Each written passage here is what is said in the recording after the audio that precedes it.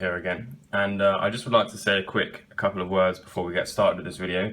I just want to really thank everyone who has been leaving me feedback on my first video about the Game Boy Pocket. I uploaded that video with the intent that it would get like a couple of hundred views maybe, and it ended up almost getting 1,000 in 20 hours, so which is pretty crazy. So I know a lot of you guys have been asking me when part 2 is going to be. Well, today is the day. Bought myself a soldering iron. It was really expensive. I couldn't find another one that was like cheaper, but the kind of thing that I needed. I ended up going for this one. I don't know if you guys know anything about soldering irons, but it's basically a Draper or something like that soldering iron. So yeah, we're just gonna see how it goes. I've also got a little homemade fan that I made. I've just turned it around. I'm going to use that as an extractor fan so I don't die of the flux. So I'm going to just say that if I don't burn my house down, then this is a win. If I fix the Game Boy at the same time, then that's another win. Okay, so what I'm going to be doing here is tinning up the connections around the power button. I've got my soldering iron here. The only problem is there's no real easy way for me to actually show you me doing this. It's going to be quite kind of far away. So you're just going to have to take my word for it that what I'm doing is kind of tinning up the solder points.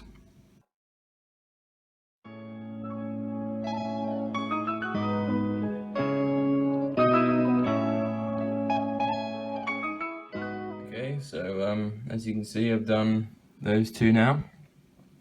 I'm going to try and do these 4 smaller ones at the front as well.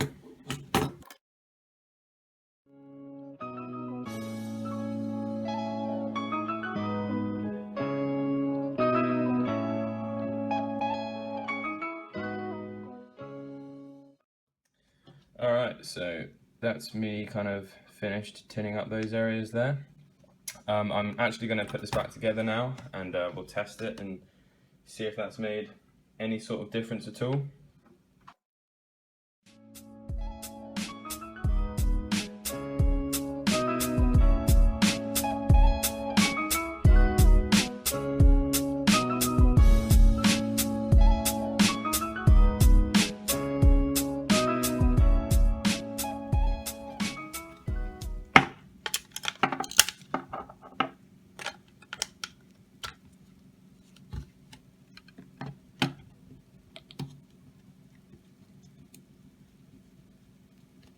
Oh my god. Oh my god. I've legit just fixed it. Right. Oh my god, I'm so excited. I had absolutely no idea that that was going to be the thing to fix it. Holy crap, you have no idea how excited I am. Like, honestly, right, my heart was pounding the more views I was getting on this video because I had absolutely no idea of that I'd actually be able to fix this. Like, I thought it was just going to be a complete fail, but I was just making this video just to show that I tried. I legit went out and spent like 25 quid on these soldering iron and the solder here. So it's like, oh, what a waste of money. I'm never going to be able to make this work. And I've just made it work. So all I did there was just freaking tinned up the points around the power button. So anyway, what I'm going to do is I'm going to put everything back together. I'm going to actually order a battery cover for this as well.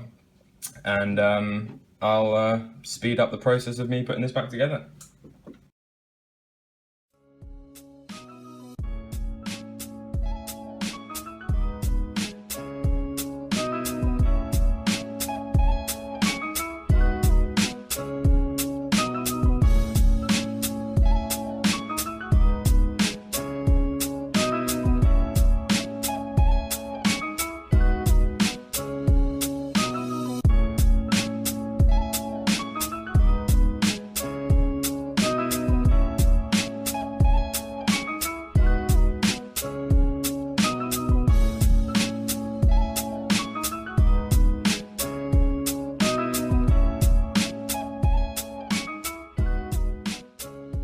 So it's all back together now.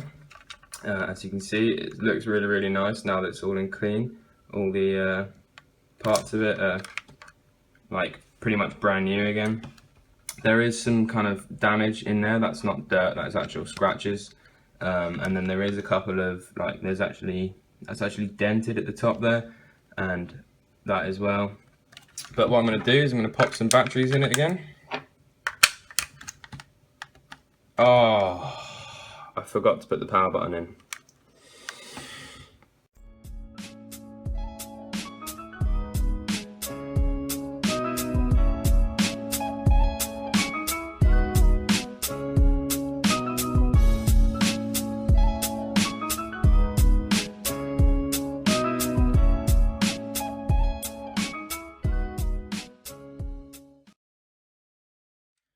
Alright, so the power button's in now. Let's pop some batteries in and hope that it works.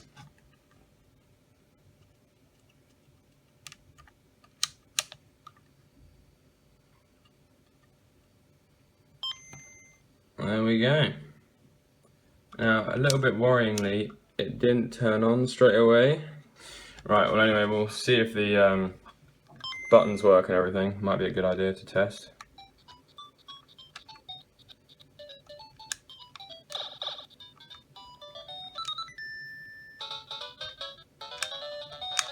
Yeah, speaker works really well as well. Oh. Yeah, well I died there, I'm not very good. Let's see if the start button works. Does the select button do anything in this? Right, well I'm going to call this a success. I'm going to go ahead and take it apart again and just make sure that that connection's really really sorted out there. It does actually seem to be turning on like 9 times out of 10, it would seem.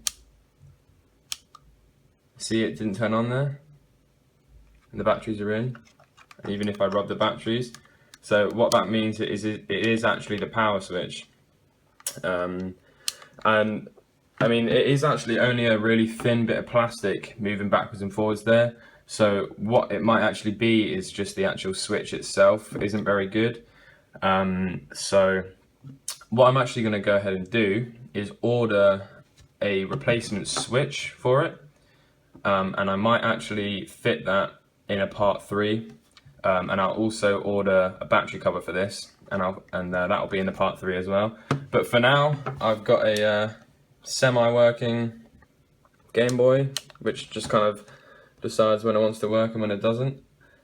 But yeah, that's pretty much it for this video. I'm gonna go ahead and okay, so select works. That's good.